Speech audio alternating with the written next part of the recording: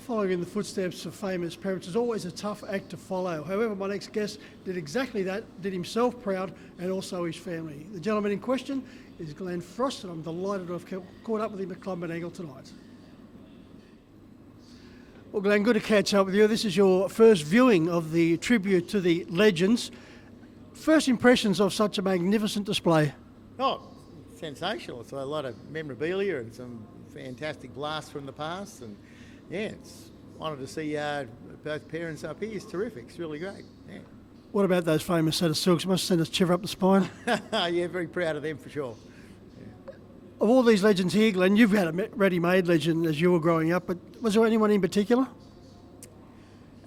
There's plenty of fantastic people in the game for sure. Probably one of the guys that I most probably respected in the game was probably Baldy, actually, Brian Hancock. He I was over running when I was young up in the one of the derbies up there in Queensland. I drifted off the fence and caused a bit of an incident. Brian ran over the back of me on, I think it was when Wiona Warrior, I think it might have been.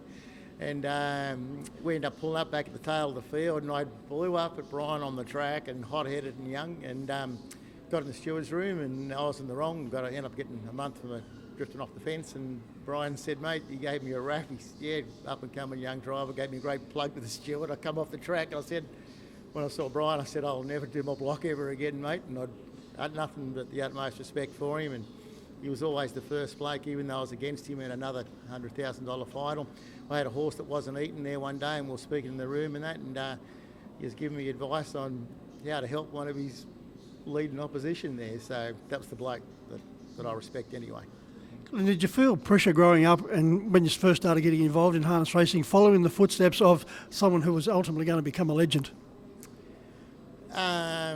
No, not really. No, I liked the horses and that, and did a few things after school, and then I had Glen's Thunder was named after us, or the Glen's Thunder, and the two brothers were all born on my birthday, so that sort of got me into the game a bit and went from there. Just on the subject of Glen's Thunder, he commenced his career at Mossvale, of all places, as a walkover, and he received $150. And then from then on, he just kept winning races. That was Mossvale Show or something. That's the only racetrack in Mossvale's the showground. So I didn't know that, but yep, that'd be right. What a horse he was, Glen. We never really saw the ultimate champion that he could have turned out to be. He only had a few seasons on the track. He did. He went to Perth there, and he was favourite for the Cup, I think the Ben Stenches Cup in Perth. And he had a laminitis. He got a puncture in the foot, and he died of laminitis in Perth. Yeah, 44 starts for 30 wins and 4 placings. February 10 he commenced his career, 1984, and finished January 1986. Yep, yeah, I think it was Horse of the Year, the year he died too. I think it was posthumously awarded, yeah. Geez, you had some good horses at various stages in the stable. Glen's Thunder, when I had the pleasure to speak to Dad about Westburn Grant, but I've never got the chance to talk about the association well before your time with Lucky Creed. Yeah, that was before my time, but I know he had a great record with Lucky Creed and that, yeah, long time ago. Yeah, 23 straight, and hard to do these days. Yep, for sure, yeah. When your mum... Was that locally? Locally? Yeah, sorry, yeah. Your mum, Margaret, had a wonderful career also, suffered a very serious fall, but all the champions of today, Glen, we look at the females, Emma Stewart, Karen Manning, Kate Gath, the list goes on and on and on. Oh, a great deal of debt to Margaret, being a trendsetter she was, the trailblazer. Oh, absolutely. Yeah, Mum set a lot of firsts, first woman I think at Harold Park, and first one to drive a winner there, I think, and that. And I think Mum and I were the first to Quinella, mother's son, Quinella there, which Mum beat me, but yeah. She's done a great thing for women in harness racing for sure. What was the main lesson you learned from learning harness racing under the guidance of your father? Dad's pretty firm in that. He's a hard worker, strong worker, and he's always believed in a fit horse can win anything. So yeah. When you had a successful career, drove plenty of winners and trained just as many, why did you decide to walk away from the game? We'd had a few sort of tragedies and we lost a few friends there and that, and some different accidents and that sort of stuff. And I went to Canada and that, and racing over there, within 100 k's of where we were, there was sort of 6 tracks that were racing 6 nights a week. And then on one of it, I think Flamborough, on that they had 10 race program, had 10 races for 300,000, and this is nearly 20 years ago. And then we come back here and we're racing for 3.5. And I thought, it's just the ethic and the effort and the work you put in. It's just there wasn't a lot of financial reward in the game there, and so I just got a bit disillusioned with the game after that. Have you ever thought about coming back?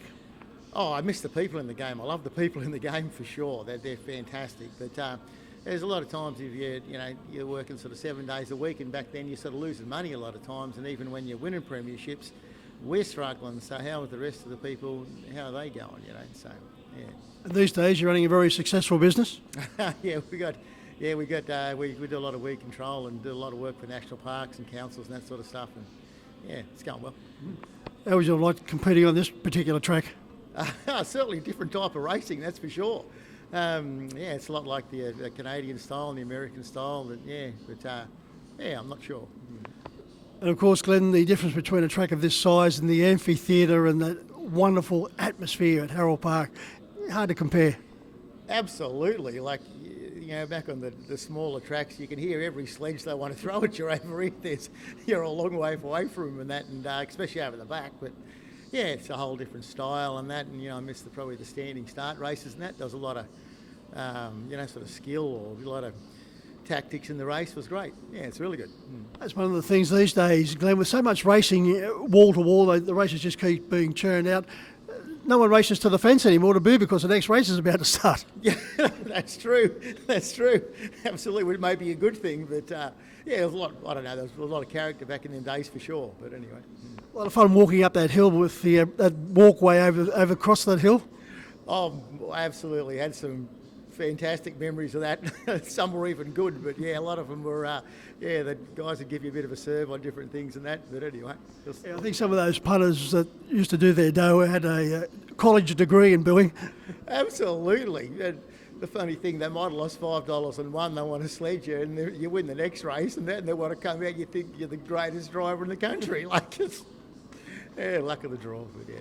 One of the young fellas that was under the care of both you and your dad was Scott Osmond, still going strong, and his young daughter Taylor doing wonderful things. Fantastic. Yes, Scotty's a champion kid, and he was a kid. He's a champion, a fantastic fella now, and Taylor's great to see her going really well. And it's a bit of a coincidence. I think Scotty drove his first winner that was trained on Sally's Corner Road in Exeter, and young Taylor did the same for James and that. I think her first winner was one of his as well. So yeah, bit of a thing in the family. He must have been 5 or 6 when he was working with you, because he's still going around. You think he'd give it away by now, wouldn't you? Yeah, for sure. Absolutely. Enjoying your night out here reminiscing? Oh, for sure. It's been fantastic. I love it. Yeah, love it. A lot of people are great. Recognise a lot of them from years ago and that, and a few new faces for sure. You're one of them, but the old guy, not one of the new faces, I mean, but yes. Yeah. There's been a bit of water under the bridge. Absolutely. Yeah, great record for you too, Mick. It's really great. Glen, it's been great to catch up with you. As we mentioned, it's been a long time since we've seen each other. It's been an absolute pleasure to see you here tonight with your dad. No worries. Thanks for your time. Cheers.